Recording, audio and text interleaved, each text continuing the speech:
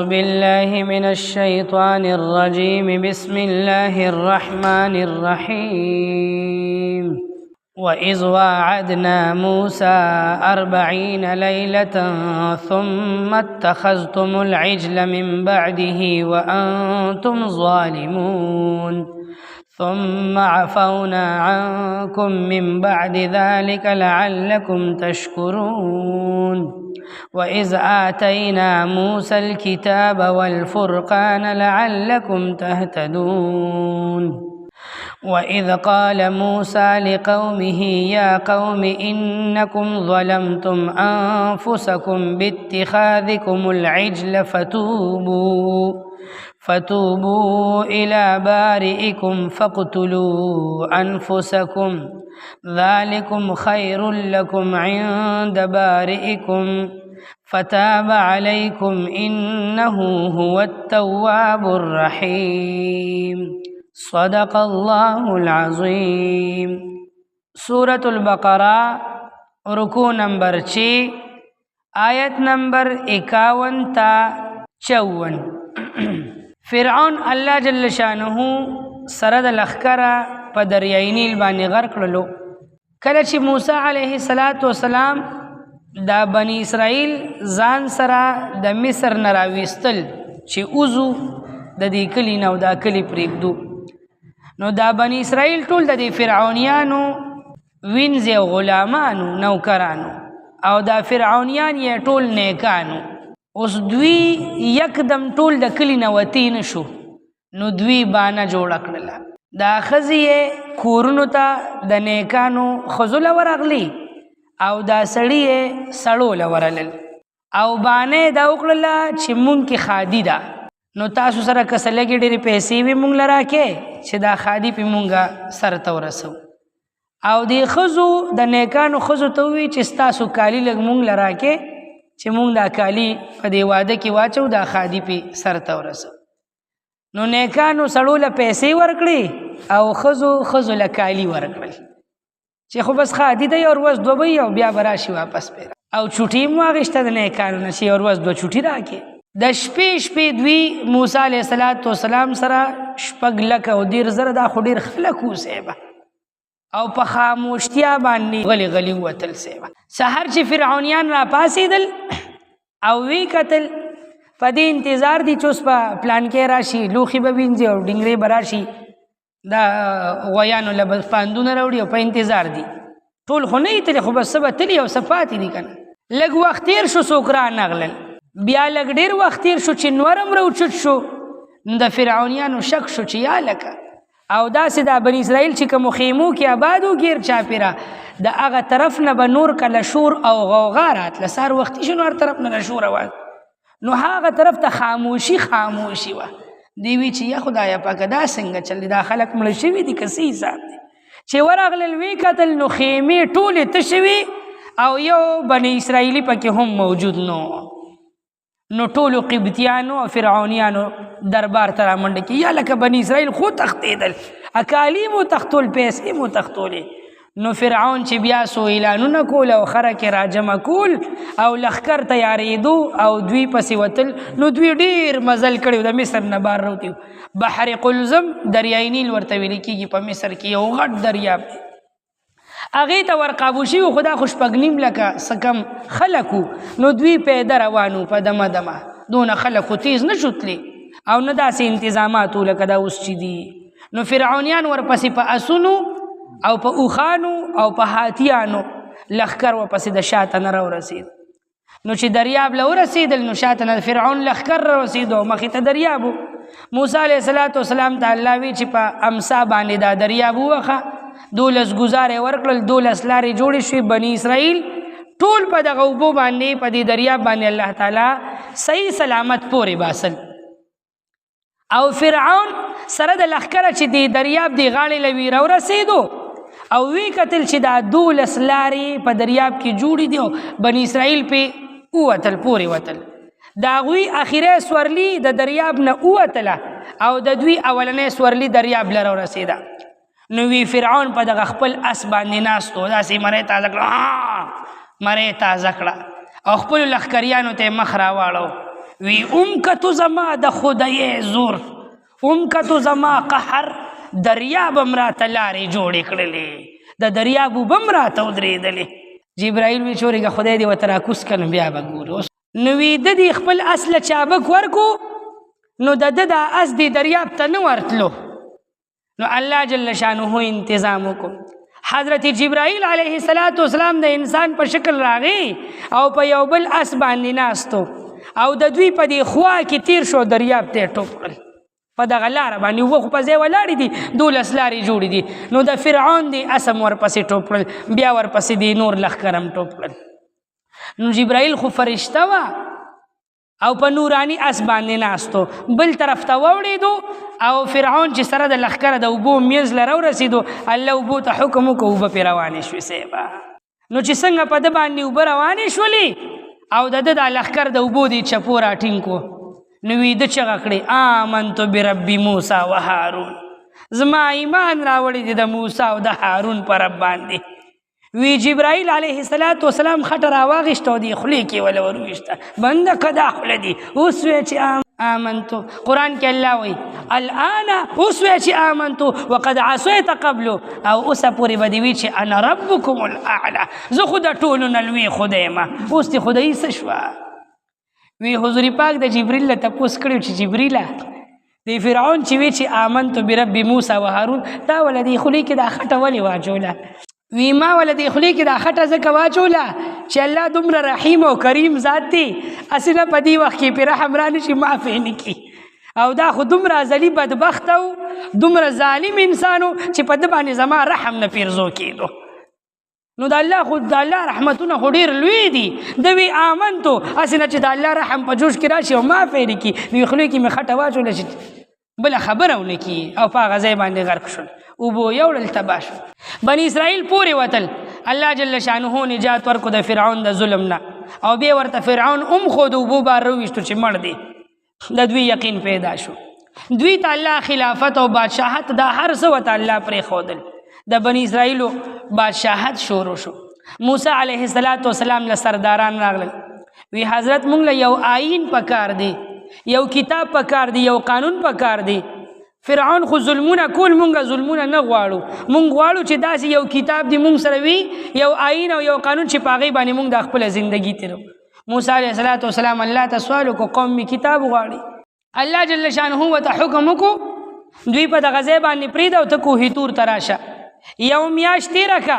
په کوهي تور باندې عبادت وکړه حمد او ثنا زما ووایه روژې ونیسه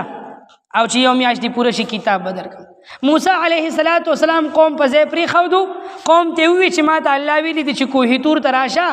کتاب دله راکومه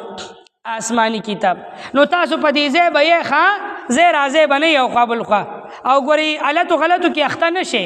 او خپل رور حضرت هارون علیه السلام یې خپل نایب جوړ کو چې ته به زما په ځای نایبي زما د واپس راتلو پورې دا قوم سنبال که کنټرول یې که قوم وی بس مونږ چې هارون علیه السلام ستا ورور دی او نایب دی چې دوی څه وایي بس زمونږ به پې لبیک وي مونږ به د دوی خبره منو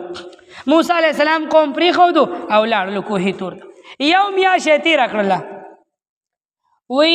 یو میاشت یې روژې م ونیولې او چې یو میاشت ورقریبه شوه نو یو ورځ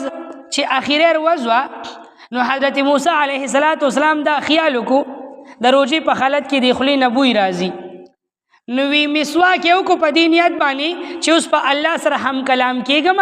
او الله به راله کتاب راکړي نورې که چې مسواک وکړم چې د خولې دا بوی مې ختم شي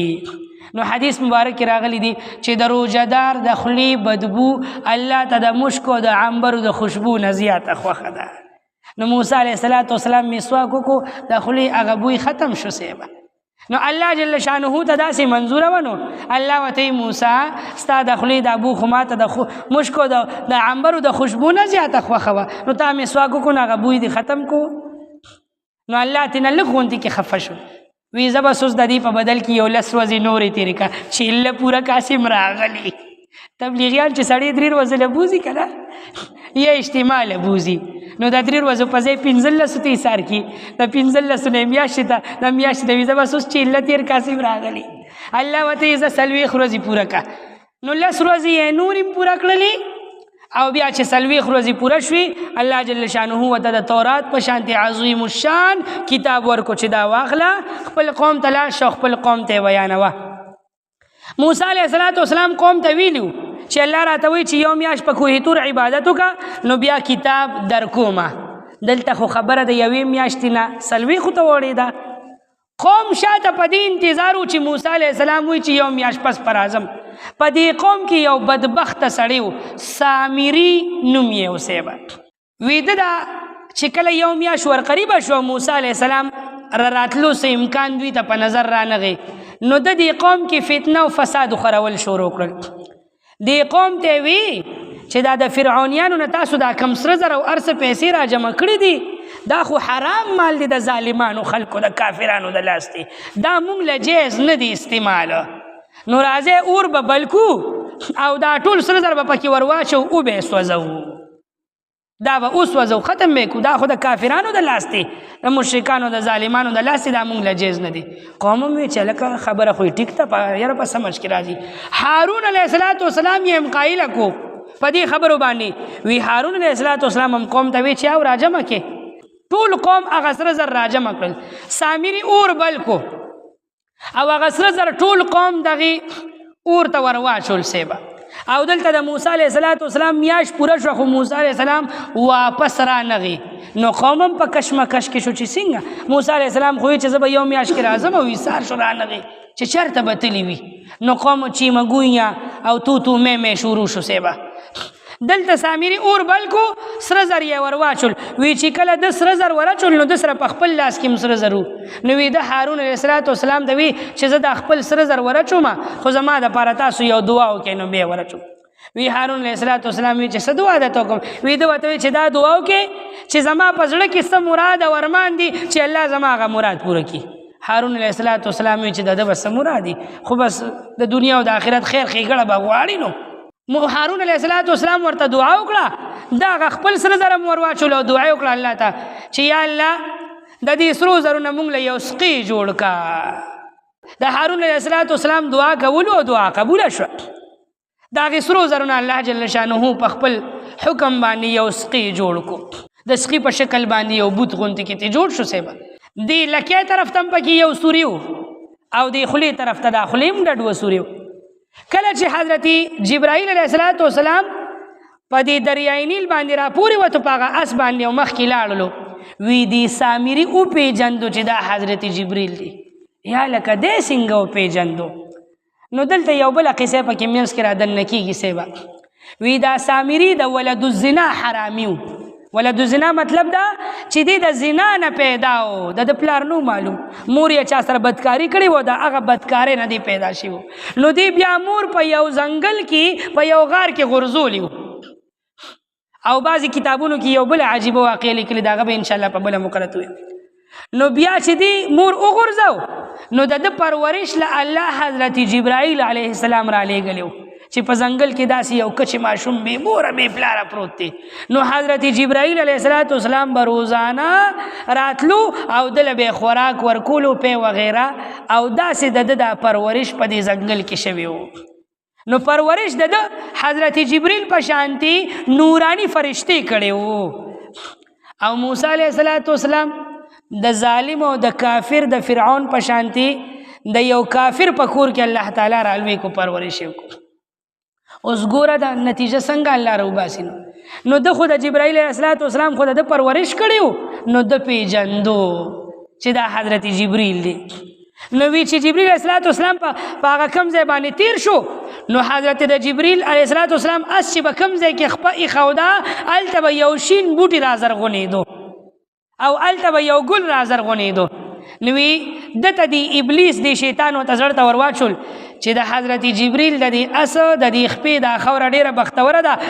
روچته کچته به دې په کار شي نو وی د هغه د جبریل علیه السلام د اس د خپې د قدمونو خوره لږه غوندې کې راغېشتې وه او ځان سره یې محفوظ یې ښودې وه نو چې کله دې اور ته دا سره زر ور واچولي شو د دې نه هغه سقي تیار شو نو د هغه د جبریل علیه السلام د اس د قدم هغه خوره راواغېشته او د دې سقي دې خولې ته یې ور وویشتله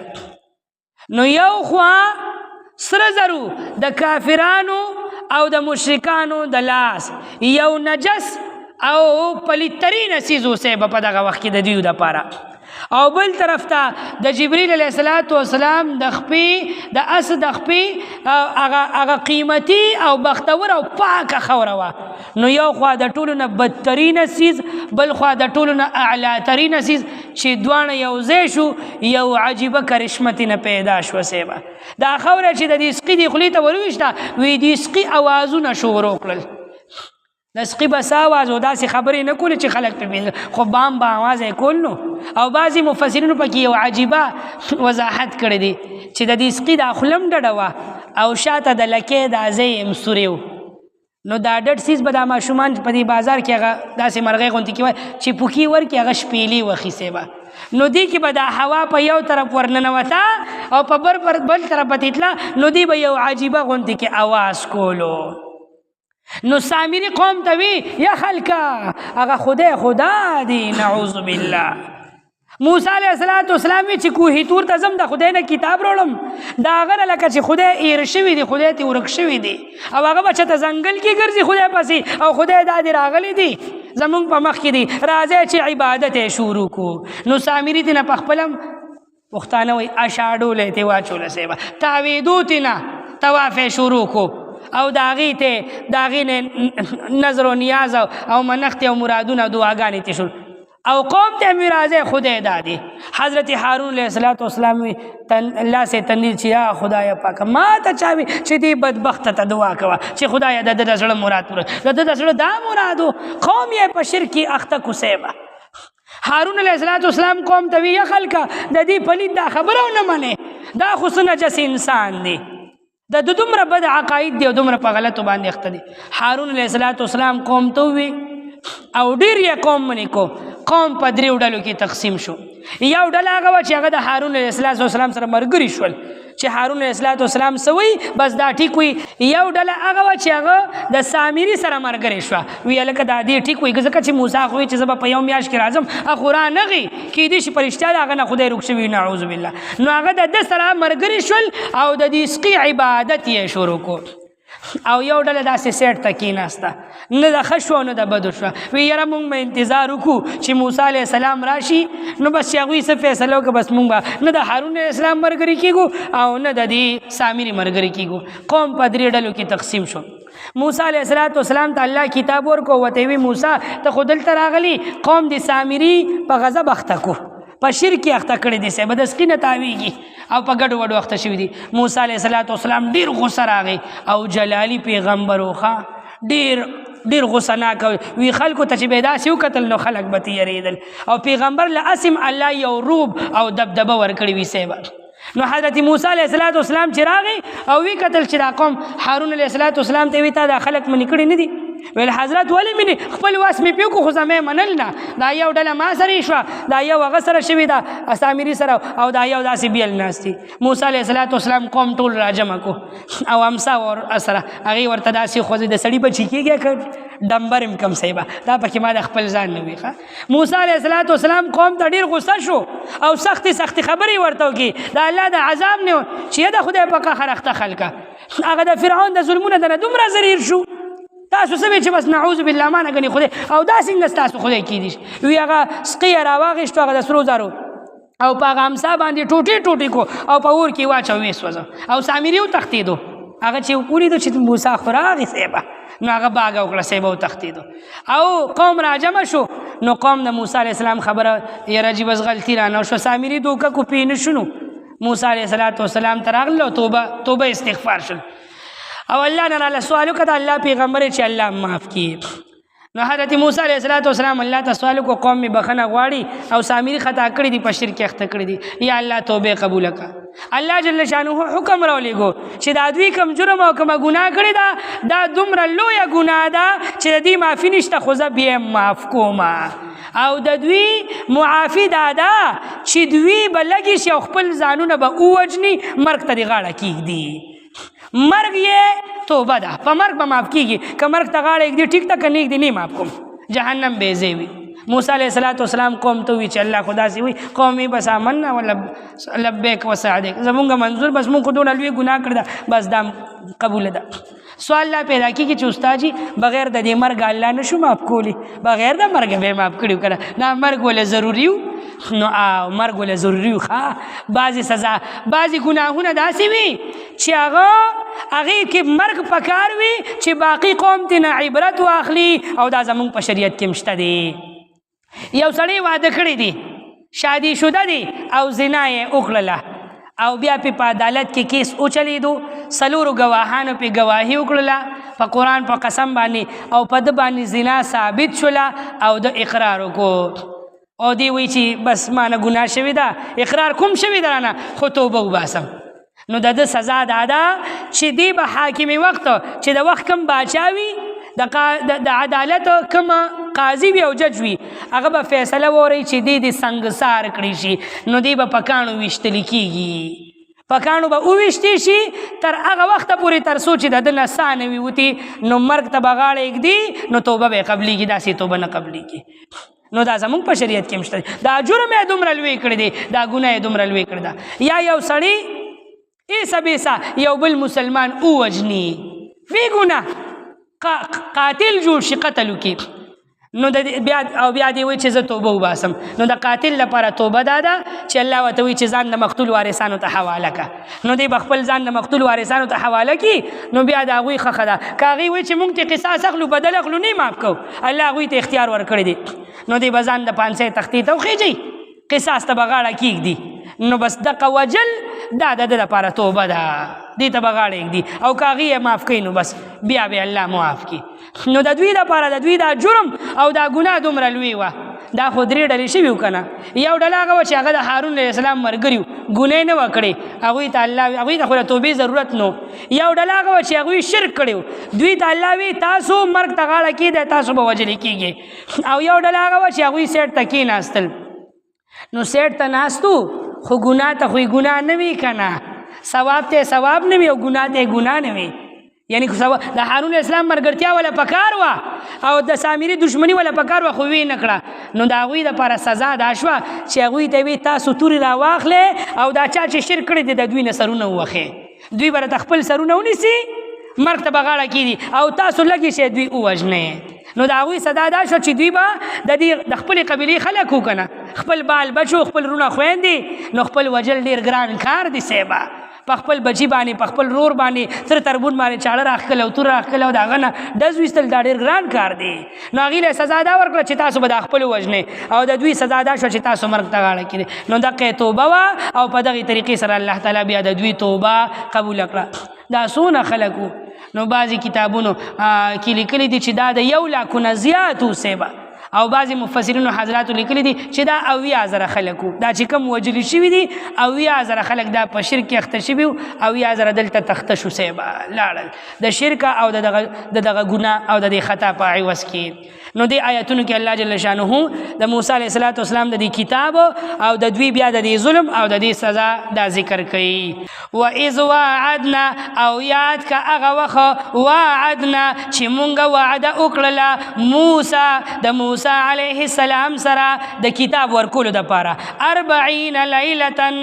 د 40 شپو، ثم اتخذتم العجل، بیا تاسو ونیولو سقي لره په خدایتوب باندې، د سقي نه ځان له خدای جوړ کو، من بعده رستو د هغوی د تګ نه موسی علیه السلام لاړ او تاسو د سقي نه خدای جوړ کو، وانتم ظالمون، او حال دا و چې وې تاسو ظلم کوونکي، ځان سره هم ظلم وکړو، هلته پکې بیا مرګ هم سزا شوه که نه، نو دا ظلم و د دوی.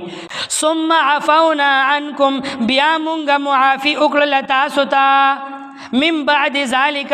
رستو ستاسو د دغې ګناه نه، ګناه مو کړه خو بیا معاف کړئ. لعلکم تشکرون، د پاره د دې چې تاسو شکر کوونکي جوړ شئ، د پاره د دې چې تاسو شکر ادا کړئ. وَإِذْ آتَيْنَا، او یاد کې هغه وخت چې مونږ ورکړلو موسی الکتاب، موسی علیه السلام ته کتاب، والفرقان، او فرقان فیصله کوونکي کتاب و د دوی. لعلکم تهتدون، د پاره د دې چې تاسو په هدایت باندې راشئ، لعلکم تهتدون د پاره د دې چې تاسو هدایت والا لاره اختیار کې. و اذ قال او یاد که هغه وخت قال چې اویل موسی علیه السلام لقومه خپل قوم ته یا قومي اے قوم زما انکم ظلمتم بشک تاسو ظلم کړی دي انفسکم په خپل ځانونو باندې باتخاذکم العجل ستاسو سقیلرا په خدایتوب باندې نیولو په وجه باندې تاسو سقیلرا په خدایتوب نیو په دې وجه په خپل ځانونو ظلم وکړلو فتوبو پس تاسو توبه وباسه الی بارئکم خپل پیدا کوونکی ذات طرف ته خپل خالق طرف ته فقتلوا انفسکم نو توبه بم سوي توبه بم داوي فقتلوا انفسکم پس تاسو قتل کې خپل ځانونه یعنی دی یو ډله چې دا بل ډله وجل نو دا خو همداسې لکه خپل ځان وجل کنه خپل رشتہ دار او د خپل قبیلې خلک اوسه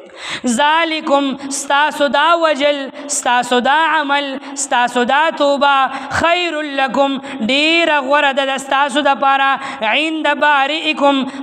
پنیز د ستاسو د خالق فتاب علیکم نو بس الله توبه قبول کړه ستاسو فتاب علیکم نو بس الله تعالی رجوع رحمت وکړه پتا سو باندې انه بشک دغه الله هو التواب ډیر زیات توبه قبلون کی ذات تی الرحیم ډیر زیات رحم کون کی ذات تی سبحان ربك رب العزة عما يصفون وسلام على المرسلين والحمد لله رب العالمين برحمتك يا أرحم الراحمين.